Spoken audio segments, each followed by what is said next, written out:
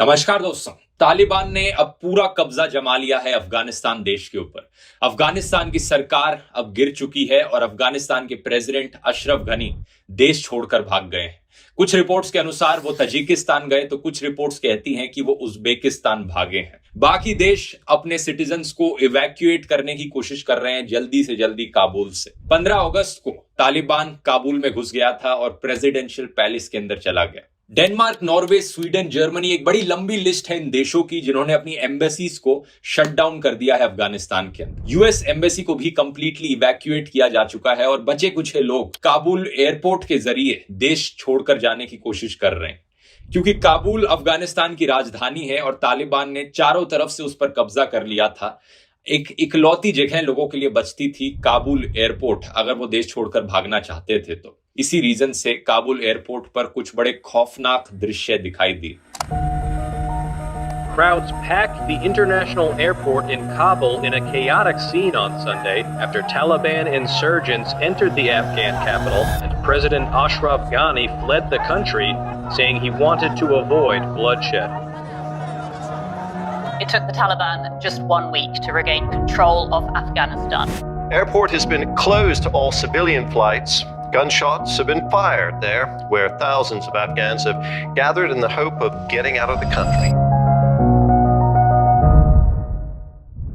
US president Joe Biden ने claim किया था कि तालिबान के पास करीब 85,000 फाइटर्स हैं, लेकिन अफगानिस्तान आर्मी के पास 3 लाख सोल्जर्स हैं। तो अफगानिस्तान की आर्मी अपने आप को आसानी से डिफेंड कर पाएगी। Is a Taliban takeover of Afghanistan now inevitable? No, it is not, because you have the Afghan troops have 300,000 well equipped as any army in the world, and an air force against something like 75,000 Taliban. It is not inevitable. US intelligence experts ने कहा था कि तालिबान को करीब 3 से 4 महीने तक का समय लग सकता है पूरे देश पर कब्जा जमाने में, लेकिन सिर्फ कुछ चंद हफ्तों में बड़ी ही आसानी से तालिबान ने अफगानिस्तान की सरकार को गिरा दिया। शायद इसके पीछे एक रीजन ये है कि अफगानिस्तान की आर्मी की तरफ से ना के बराबर रेजिस्टेंस देखने को मिली। अफगानिस्तान के प्रेसिडेंट ने एक फेसबुक पोस्ट में बताया कि वो काबुल छोड़कर भाग गए क्योंकि वो कोई खून खराबा नहीं चाहते थे, लेकिन रियलिटी में corruption, poor leadership, lack of training और लो मोरल जैसे कई रीजंस थे जिसकी वजह से अफगानिस्तान आर्मी ने कोई रेजिस्टेंस नहीं शो करी। उन्होंने फाइट बैक नहीं किया तालिबान के अगेंस्ट। पिछले साल जब डोनाल्ड ट्रंप प्रेसिडेंट थे अमेरिका के, तो यूएसए ने एक पीस डील साइन करी थी तालिबान के साथ। अफगानिस्तान के सोल्जर्स के लिए ये धोखेबाजी वाली बात थी। उन्हें लगा कि कैसे हमारे पीठ पीछे अमेरिका जाके हमारे दुश्मनों के साथ बातचीत कर सकते हैं और ऐसी डील साइन कर सकते हैं। और अब जब यूएसए जो बाइडेन के टाइम में अमेरिकन आर्मी को पीछे हटा रहा है, तो अफगानिस्तान सोल्जर्स के लिए ये और भी डीमोरलाइजिंग चीज थी। उन्हें लगा कि अब हम कैसे फाइट कर सकेंगे जब पीछे से हमें कोई सपोर्ट नहीं मिल रहा है मिलिट्री वाइज। दूसरी तरफ तालिबान ने काफी स्ट्रेटेजिकली प्रोपेगेंडा और साइकोलॉजिकल ऑपरेशंस का इस्तेमाल किया अफगानिस्तान आर्मी के अगेंस्ट। एक ऑल आउट वॉर डिक्लेयर करने की जगह उन्होंने टेक्स्ट मैसेजेस भेजे अफगानिस्तान सोल्जर्स को, बॉम्बार्ड किया कि अगर तुम लड़ोगे नहीं हमारे अगेंस्ट तो हम तुम्हें जिंदा छोड़ देंगे और तुम्हारे फैमिली मेंबर्स को भी कुछ नहीं करेंगे। ऐसी धमकियां दी गई कि हजारों की तादाद में अफगानिस्तान के सोल्जर्स ने अपनी आर्मी को डिजर्ट कर दिया और वो साइड स्विच कर गए, क्योंकि at the end of the day कोई भी आम आदमी अपने और अपने परिवार की सुरक्षा को सबसे पहले देखता है। यहां उन्हें दिख रहा है कि अगर वो तालिबान के सामने अपना सर झुका लेंगे तो वो जिंदा बच जाएंगे, उनका परिवार जिंदा बच जाएगा, तो क्यों नहीं वो ऑप्शन चूज करेंगे। स्पेशली तब जब दूसरी तरफ जो उनका लीडर है वो खुद इतना मोटिवेटेड नहीं है, उसे खुद पर कॉन्फिडेंस नहीं है कि वो जीत सकता है और वो खुद देश छोड़कर भाग जाता है। लेकिन तालिबान का राज आम लोगों के लिए, स्पेशली औरतों के लिए, शायद अफगानिस्तान में किसी नरक से कम नहीं है। स्पेशली तब अगर तालिबान अपने वही रूल्स को लागू करता है जो उन्होंने 1996 और 2001 के समय में किए थे। ऑलरेडी कुछ रिपोर्ट्स आनी चालू हो चुकी हैं कि लड़कियों को किडनैप किया जा रहा है तालिबान फाइटर्स की ब्राइड्स बनने के लिए। कुछ लड़कों को फोर्स किया जा रहा है कि वो तालिबान के लिए लड़ाई करें। बहुत से पुराने अफगानिस्तान के सरकारी ऑफिशियल्स को असैसिनेट भी किया जा चुका है। लड़कियों को डर है कि क्या वो स्कूल जा पाएंगी, क्योंकि अगर आपको याद हो, मैंने पिछले तालिबान के वीडियो में बताया था जो पिछली सरकार आई थी तालिबान की, उसमें लड़कियों को स्कूल तक जाना अलाउड नहीं था। लड़कियां घर से बाहर नहीं निकल सकती थी अगर कोई मेल रिलेटिव उन्हें अकंपनी नहीं कर रहा था। तो अब इंटरेस्टिंग चीज ये है दोस्तों कि तालिबान वाले इन कुछ नई रिपोर्ट्स को डिनाई कर रहे हैं। वो कहते हैं कि अब जब हम नई सरकार बनाएंगे अफगानिस्तान में, हम औरतों को भी राइट्स देंगे, हम औरतों को अधिकार देंगे कि वो स्कूल जा पाए, काम कर पाए और घर से अकेले बाहर निकल पाए। हालांकि औरतों को हिजाब जरूर पहनना होगा, वो अभी भी कंपलसरी होगा। जब तालिबान के स्पोक्स पर्सन से पूछा गया, लिटरली स्पोक्स पर्सन से, अब हालत यह आ गई है आज के दिन कि तालिबान के स्पोक्स पर्सन भी इन मीडिया हाउसेस से बात करने लग रहे हैं। तो बीबीसी से जब इंटरव्यू कर रहे थे तालिबान के स्पोक्स पर्सन, तो उन्होंने बताया कि अब हम औरतों को बुर्का कंपलसरी नहीं करेंगे, अब वो हिजाब ही ठीक है। The policy is that women can have access to education and to work, and of course they will observe the hijab. That's it. Taliban ने तो अब ये तक कह दिया है कि मीडिया को अलाउड होगा इन्हें क्रिटिसाइज करना, लेकिन कहने के लिए बातें कुछ और हैं, ग्राउंड रियलिटी कुछ और है। अभी रिसेंटली एक अफगानिस्तान में कॉमेडियन थे, उन्हें मारा गया तालिबान के द्वारा, और तालिबान ने एडमिट भी किया कि उन्होंने इस कॉमेडियन को मारा था। साथ ही साथ तालिबान ने यह भी एडमिट किया कि उन्होंने कई सरकारी ऑफिशियल्स को असैसिनेट किया था, क्योंकि इनके हिसाब से वो ट्रेटर्स थे। तो अनफॉर्चुनेटली अफगानिस्तान के लोगों के लिए सिचुएशन अब बिल्कुल भी अच्छी नहीं दिख रही है। हम लोग अब बस यही उम्मीद कर सकते हैं कि जो भी हम तालिबान से एक्सपेक्ट करते हैं कि तालिबान ये करेगा अफगानिस्तान के लोगों पर, वो ना करे और अफगानिस्तान के लोगों को सही मायनों में आजादी और फ्रीडम मिल पाए। दूसरी तरफ अगर हम अमेरिका की बात करें तो अमेरिका के लिए ये कई मायनों में बड़ी बेइज्जती वाली बात है। एक ये फोटो बहुत वायरल हुई थी सोशल मीडिया पर अभी, जहां पर एक अमेरिकन हेलीकॉप्टर साइड में दिख रहा है अमेरिकन एम्बेसी की अफगानिस्तान में। ये फोटो एक्चुअली में काफी सिमिलर है एक 45 ईयर ओल्ड पुरानी फोटो से, जो ली गई थी साइगोन साउथ वियतनाम में। अमेरिकन एम्बेसी के साइड में एक हेलीकॉप्टर इवैक्यूएशंस करवा रहा था अमेरिकन एम्बेसी से। वियतनाम वॉर में भी अमेरिका को बहुत एम्बैरेसमेंट झेलनी पड़ी थी। तो बहुत से लोग इस अफगानिस्तान की सिचुएशन को जो बाइडेन साइगोन मूवमेंट करके पुकारते हैं। यूएसए के सेक्रेटरी ऑफ स्टेट ने इस कंपैरिजन को रिजेक्ट किया और कहा कि यूएसए का मिशन अफगानिस्तान में एक्चुअली में सक्सेसफुल रहा है। एक्चुअली में यूएसए अफगानिस्तान में गया था उन लोगों के खिलाफ जाने के लिए जिन्होंने 9/11 अटैक करवाया था। This is manifestly not Saigon.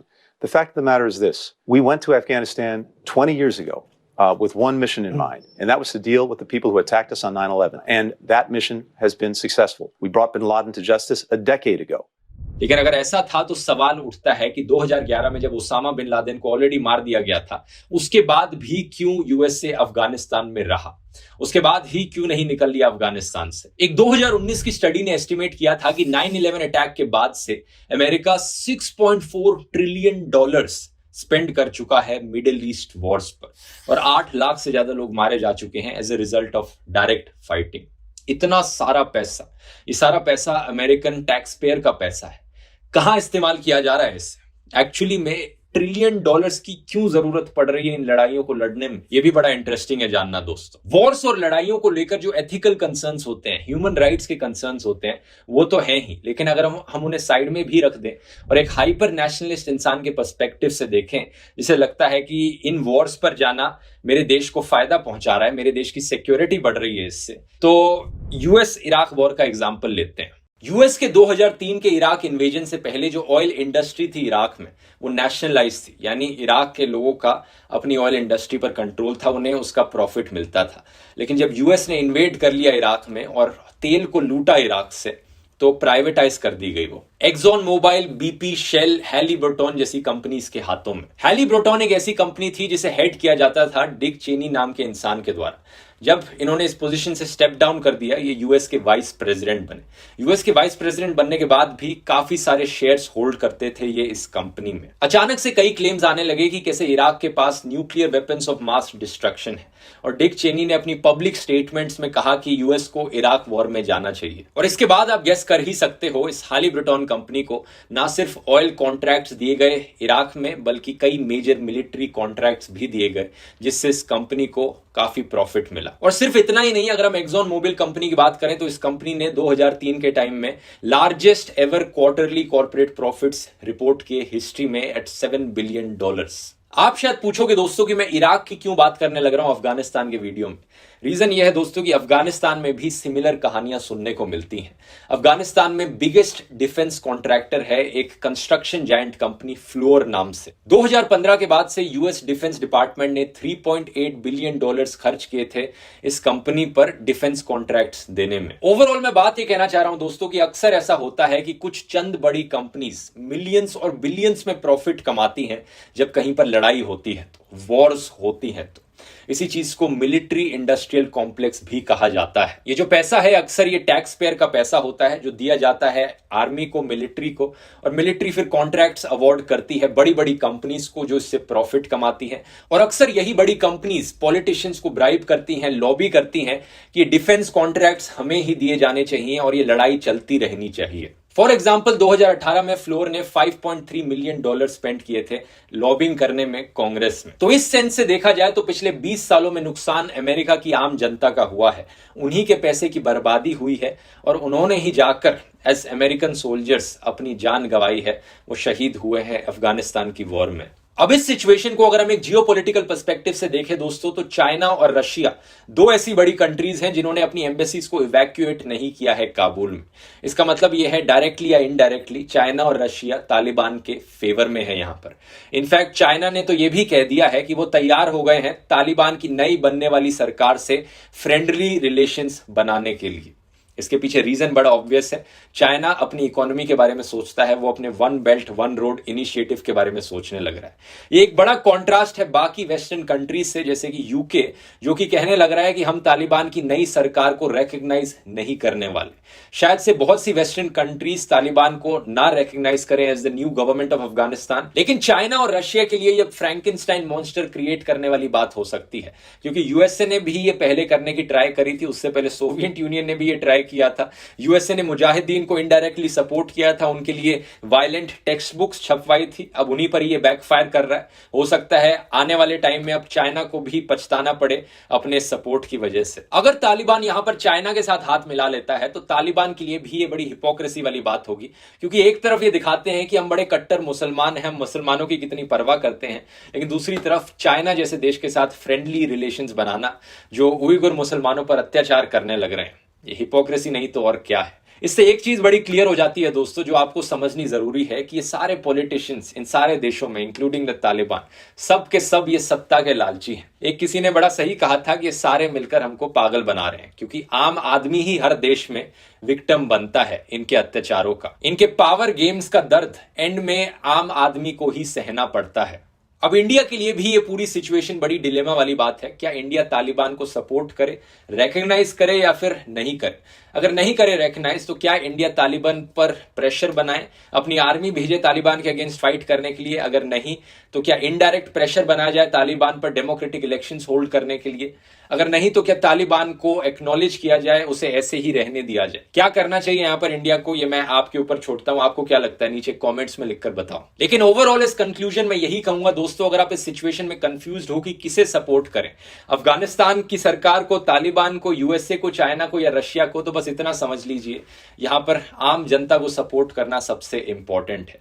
मेरी राय यही है कि हमें अमेरिकन सोल्जर्स को सपोर्ट करना चाहिए जो शहीद हो रहे हैं ऐसी लड़ाइयां लड़के, अमेरिकन टैक्स पेयर जिनका पैसा लूटा जा रहा है ऐसी लड़ाइयां करने के लिए, अफगानिस्तान के आम लोग जो अत्याचार सह रहे हैं तालिबान राज के अंडर, रशिया की आम जनता जो अत्याचार सह रही है पुतिन की डिक्टेटरशिप के अंडर, या फिर चाइना की आम जनता जो अत्याचार सह रही है चाइनीज कम्युनिस्ट पार्टी के अंडर। हमें इन सब लोगों को सपोर्ट करना चाहिए, हर इंसान के फ्रीडम और ह्यूमन राइट्स को सपोर्ट करना चाहिए। उम्मीद करता हूं वीडियो इन्फॉर्मेटिव लगा होगा। इस वीडियो को स्पॉन्सर करने के लिए मैं धन्यवाद करना चाहूंगा कुवेरा ऐप का। एक बढ़िया म्यूचुअल फंड्स की ऐप है जहां पर आप अपना गोल सेट कर सकते हैं। आपको नया घर खरीदना है, नई गाड़ी खरीदनी है, उसके हिसाब से ऐप का एल्गोरिथम आपको अपने आप बता देगा कि कौन सा म्यूचुअल फंड आपके लिए बेस्ट रहेगा पैसे इन्वेस्ट करने के लिए।